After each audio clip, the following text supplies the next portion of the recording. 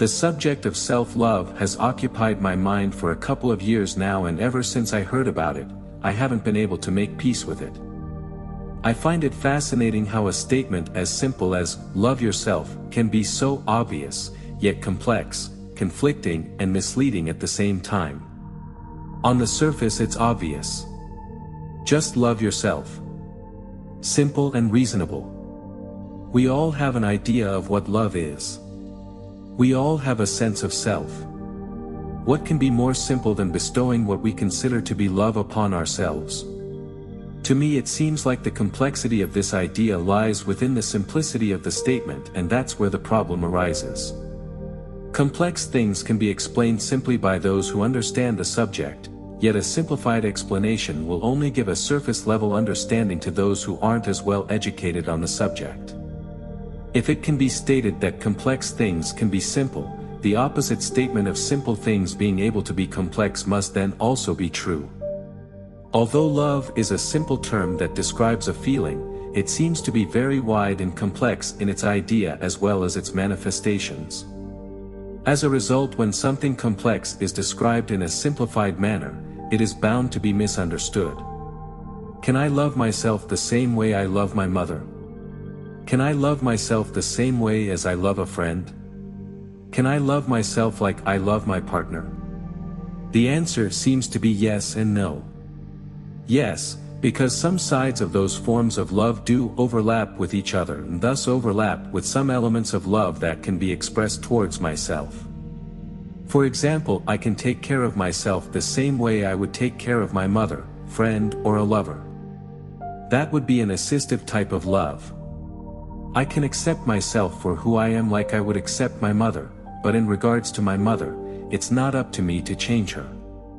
That created another question. Is accepting myself the way I am a form of self-love? With bigger introspective depth, would it be reasonable to simply accept myself as I am? If I'm able to pinpoint my own flaws, those flaws that affect my well-being or smoothness of my progression through life, then accepting myself the way I am would be the opposite of loving myself, as then I'm not making steps towards improvement.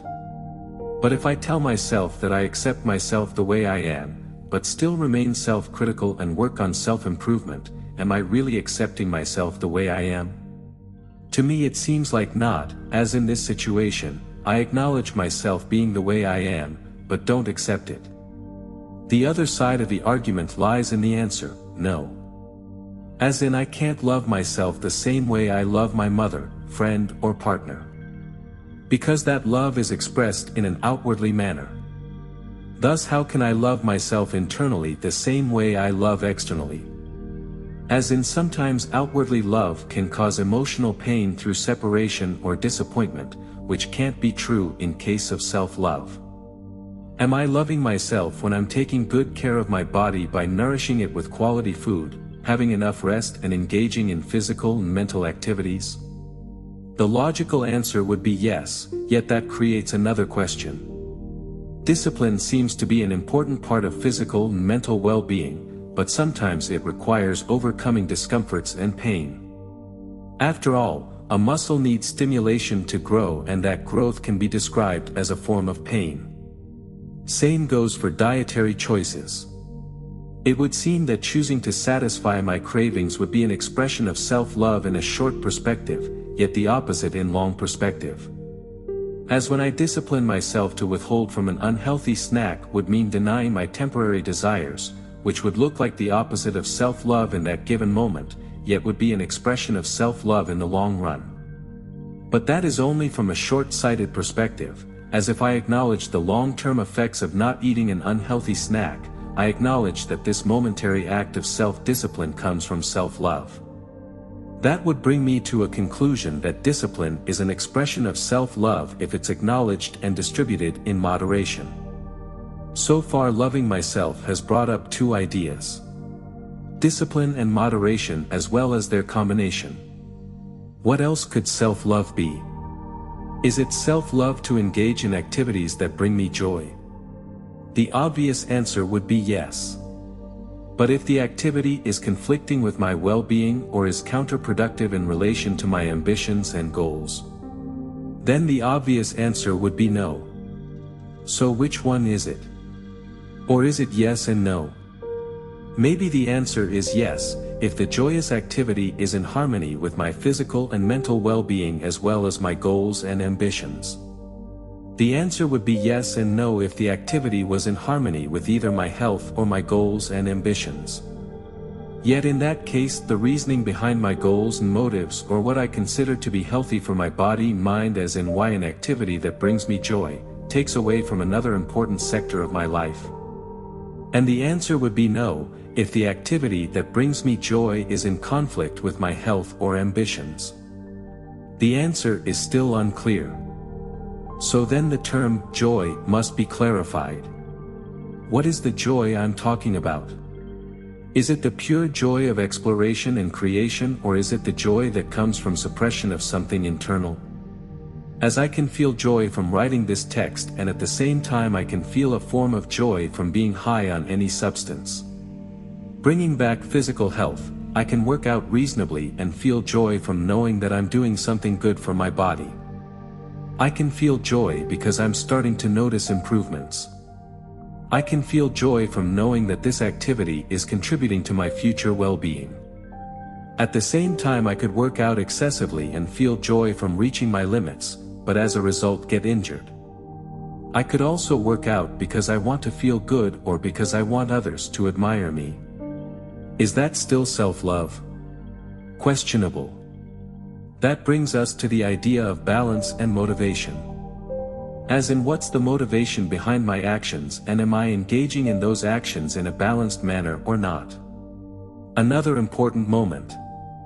Is it self-love to remain in my comfort zone? In short-sighted perspective, the answer could be yes. Though the long-term answer could be both yes and no depending on the circumstances. Is it self-love to avoid responsibilities, or is it self-love to take responsibility? Once again, if we're talking in terms of comfort and short-sightedness, the answer would most probably yes. Yet again, if we're looking at the question with a broader view, the answer would be no. Why? Because responsibility strengthens and disciplines us. And discipline is a form of self-love. Now we've found two more ideas. Responsibility and perspective. By now it seems to me that self-love is predominantly about physical and mental well-being as well as knowing oneself, rather than anything else. The thought process has brought me to a list of keywords. Discipline, moderation, balance, motivation, responsibility, and perspective. Discipline and responsibility could be consolidated into one, discipline. Moderation and balance too could be combined into one, balance. As a result, we're left with discipline, balance, motivation, and perspective, although perspective remains beyond the meaning of self-love, as perspective belongs to the individual observer or thinker and isn't a part of the idea itself. And now to conclude my mental gymnastics. It seems to me, although I could be wrong, that self-love is a combination of discipline, balance, and motivation. Self-love is not the same as the love we express towards others. Self-love is internal and involves withholding from short-term comforts and indulgences. Self-love is centered within the person, yet can be partially carried into the external world as a byproduct. Loving myself is the very baseline of my existence, which dictates the quality of my life and social adaptation. By practicing self-love, I can function and grow. Loving myself may improve the baseline of my life if I'm engaging in it reasonably and responsibly and am able to criticize myself rationally.